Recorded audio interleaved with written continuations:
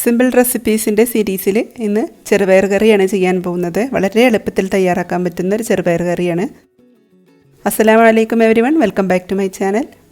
Channel ഇഷ്ടമാവുകയാണെങ്കിൽ subscribe ചെയ്യാൻ മറക്കരുത്. അതുപോലെ കൃത്യമായി നോട്ടിഫിക്കേഷൻ കിട്ടാൻ വേണ്ടിയിട്ട് നോട്ടിഫിക്കേഷൻ ബെല്ലിലെ ഓൾ എന്ന ഓപ്ഷൻ കൂടെ പ്രസ് ചെയ്യണം.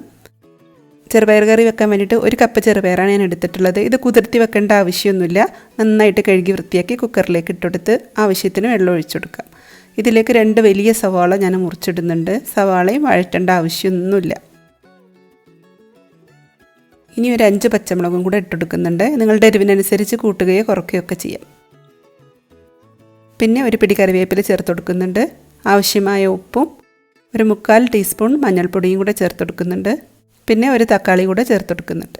ഇതിലേക്ക് നമുക്ക് ഒന്നും വഴറ്റിയെടുക്കേണ്ട ആവശ്യമില്ല. കൂടുതൽ മസാലകളൊന്നും നമ്മൾ ചേർക്കുന്നില്ല. പെട്ടെന്ന് വെന്ത് കിട്ടാൻ 1 ടേബിൾ സ്പൂൺ വെളിച്ചെണ്ണ കൂടെ ചേർത്ത് കൊടുക്കാം.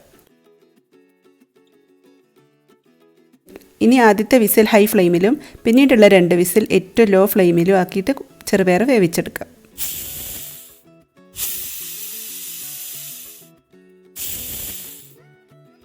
മൂന്ന് വിസിലിന് ശേഷം കുക്കർ തുറന്ന് നോക്കാം.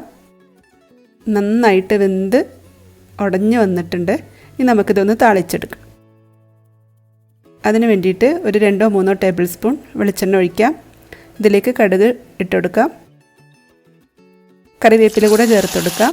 എന്നിട്ട് വേവിച്ച് വെച്ചിട്ടുള്ള ചെറുപയർ കൂടെ ഇതിലേക്ക് ഇട്ടുകൊടുക്കാം. വളരെ സിമ്പിളല്ലേ ഉണ്ടാക്കാൻ. ടേസ്റ്റിന് ഒട്ടും കുറവില്ല. ഇതിൽ മസാലപ്പൊടികളും ഒന്നും ചേർക്കേണ്ട ആവശ്യമില്ല. നിങ്ങളൊന്ന് ട്രൈ ചെയ്ത് നോക്കിയിട്ട് അഭിപ്രായം പറയണം. ഏതൊരു പലഹാരത്തിൻ്റെ കൂടെയും ചേർന്ന് പോകുന്ന ഒരു കറിയാണ്. Thank you for watching my channel. മറ്റൊരു വീഡിയോയുമായി കാണാം. ബൈ. അസ്സലാമു അലൈക്കും.